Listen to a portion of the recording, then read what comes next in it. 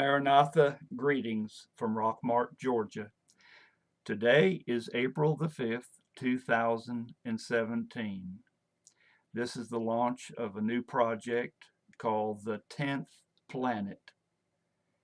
And I would like to invite everybody to go to Facebook and on your browser bar at the top, type in the 10th Planet and check out my site.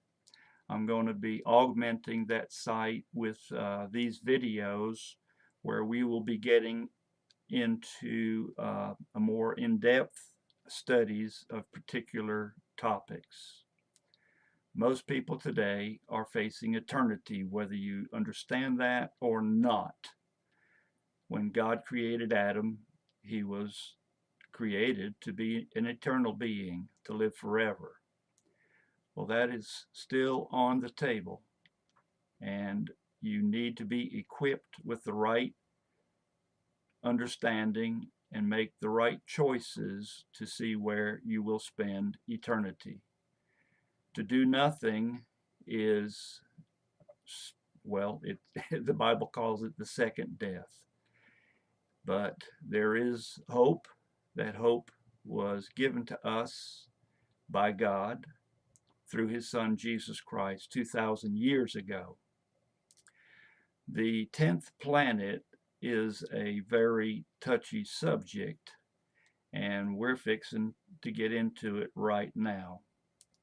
Most people today, whether you're a Christian or a non-Christian, ascribe to a principle, a paradigm of life, and it's called Uniformitarianism.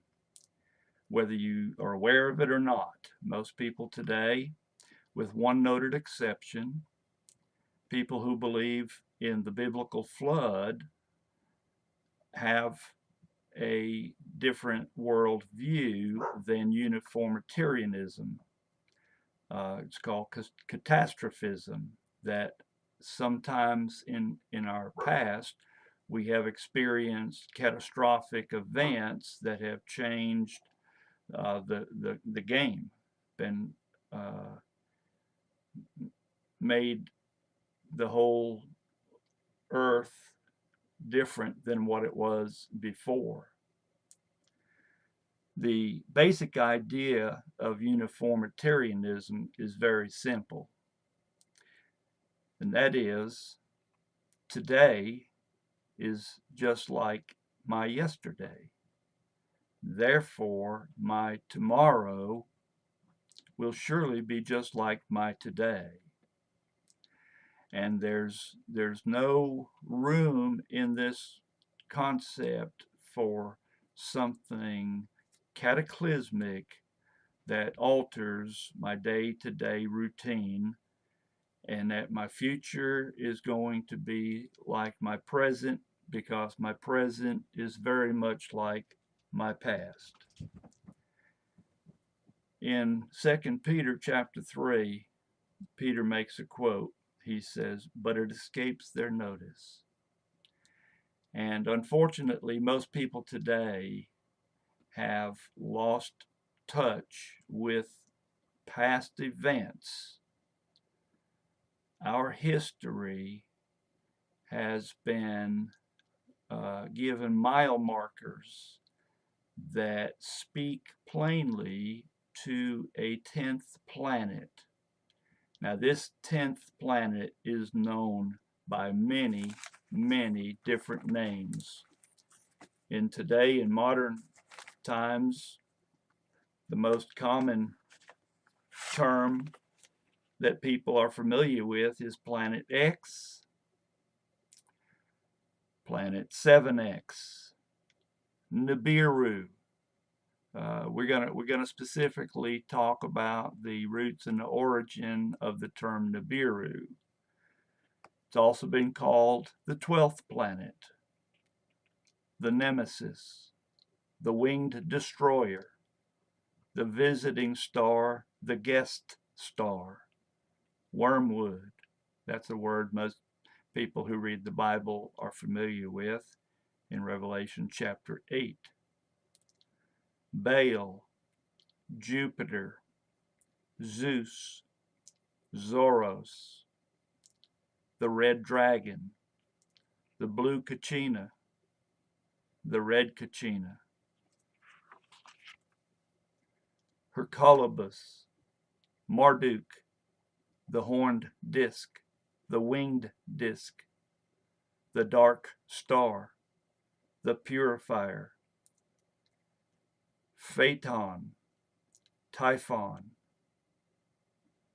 Phoenix, Bennu, Kukulkan, Tyche, Raja Sun. But of all these different terms that have come to us through history, through different cultures and in different times and different places, the two most common terms today are Planet X and Nibiru. I would, from this time going forward, unless I'm speaking about the origins of Nibiru, or as some people say, Nibiru, we're going to be using the term Planet X. I have great regard for a gentleman that's been researching Planet X for a very long time and has poured his life and work into it. I'm going to put a picture up here, which I hope eventually to be able to put photos into my programs. So here we go. His name is Gil Brizard.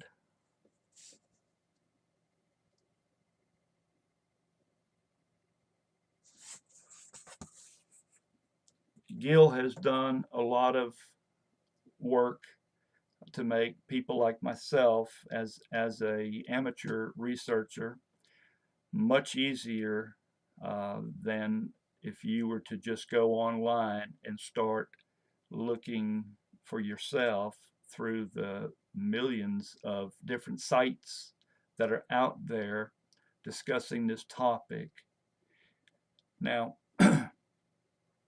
most people today have never heard of these terms.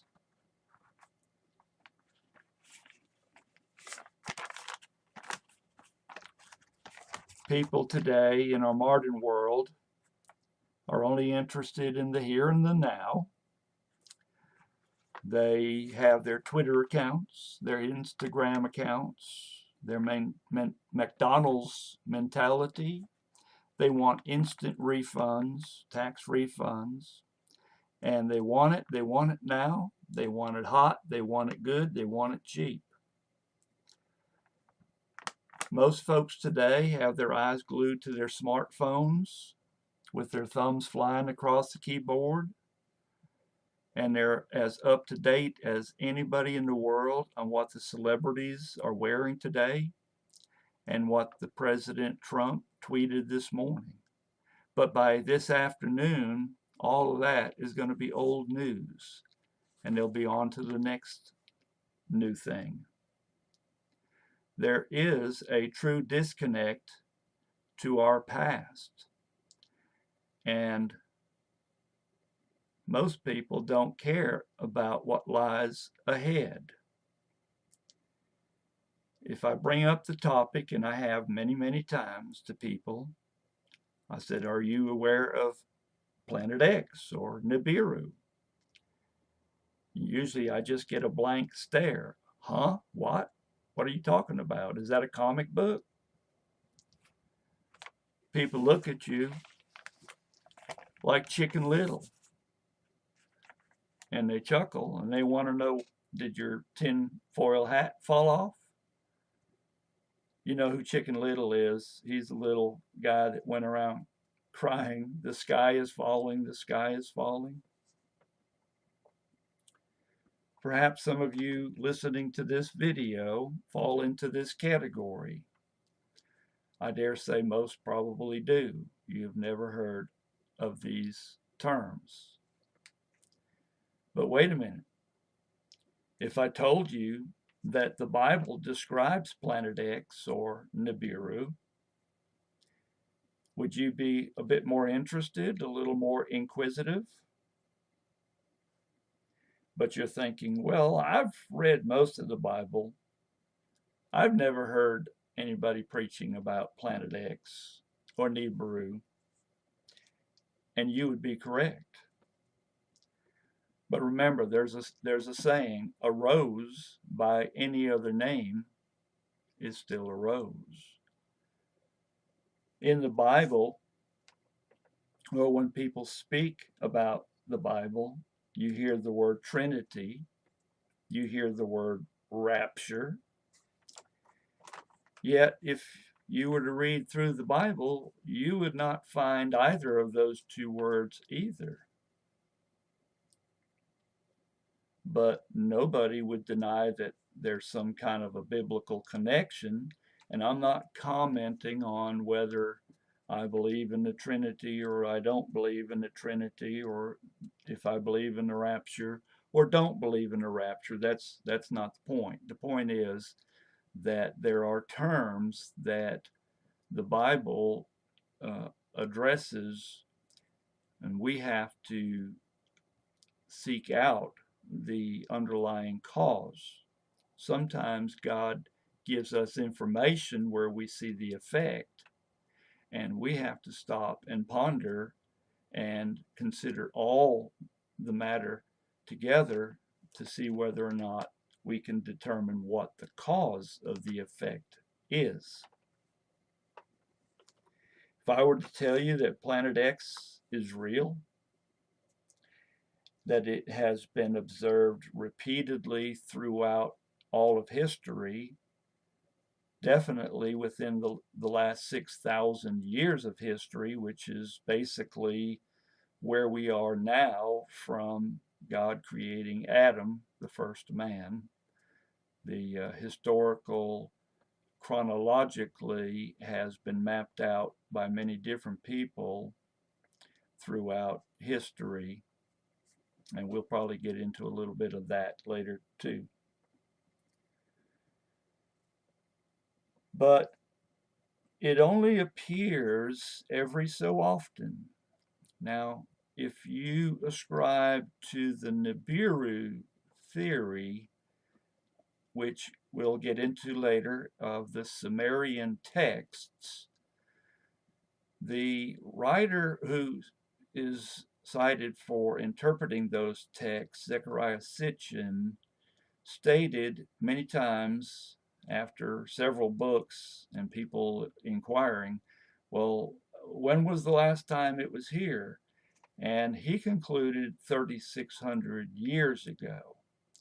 But Gil Brizard's work shows that it was not 3,600 years ago, but that it appears approximately every 360 years in our history, which means that it has come through our solar system somewhere roughly in the frame of 15 times, thereabouts, throughout the last 6,000 years.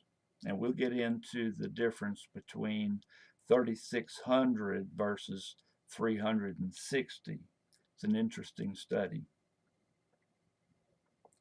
This is just long enough, 360 years, for Planet X to fade from human consciousness.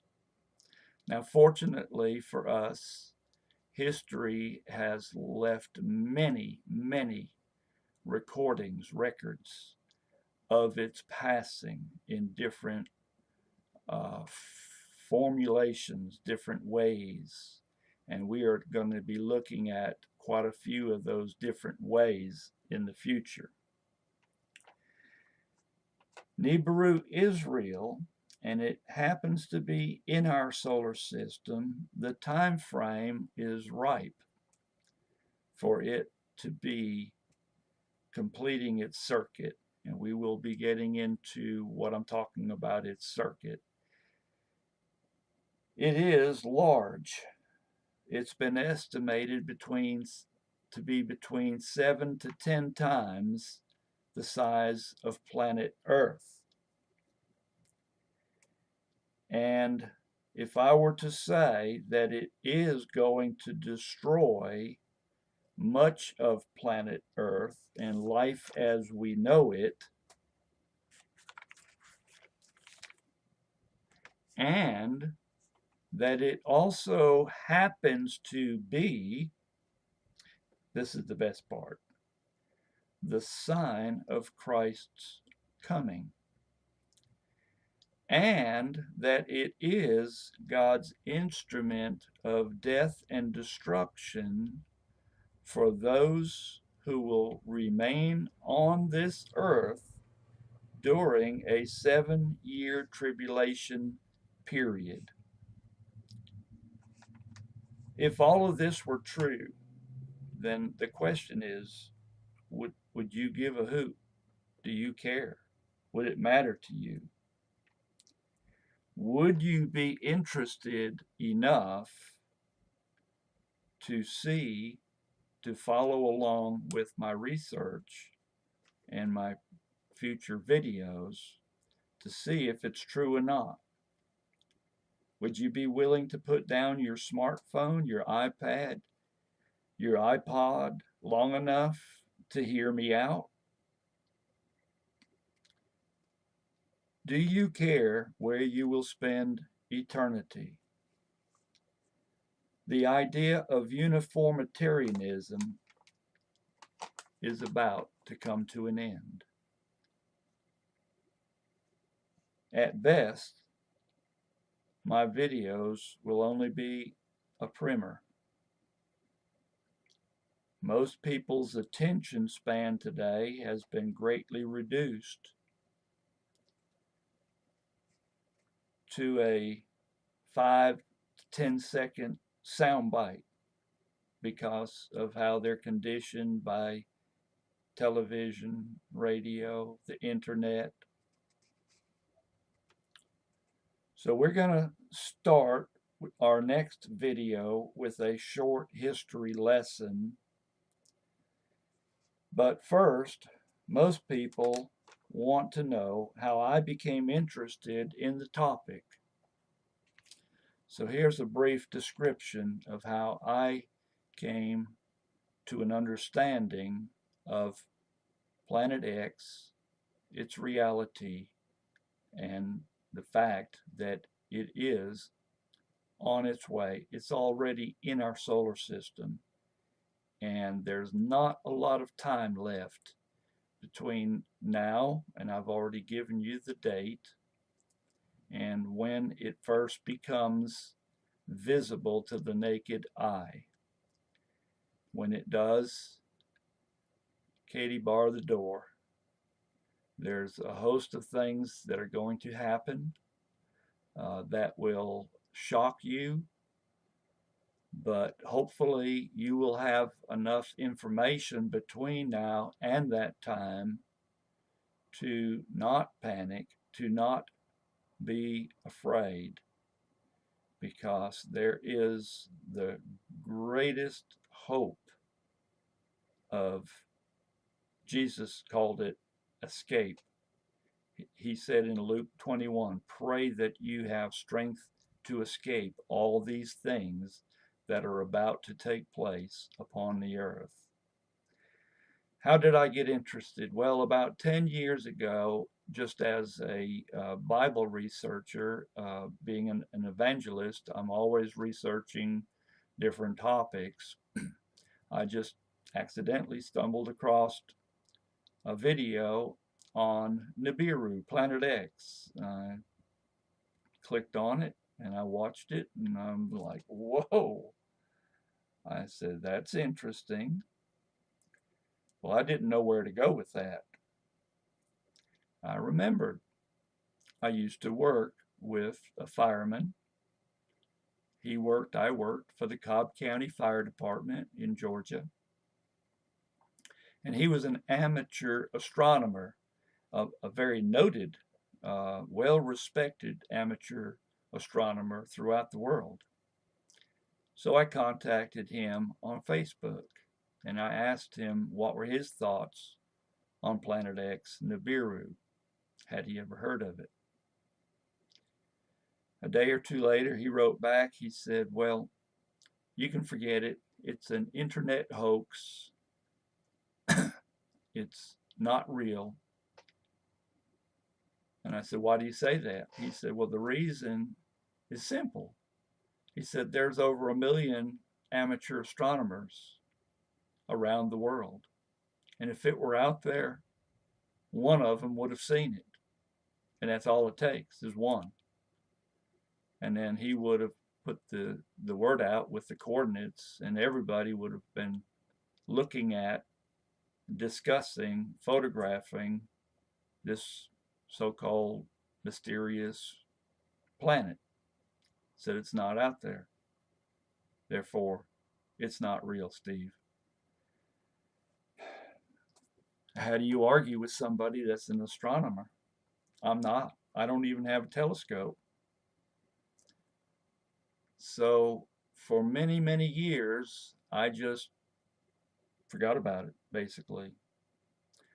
Till I moved and started making some new friends in the area where we are now, a little town called Rockmart, Georgia.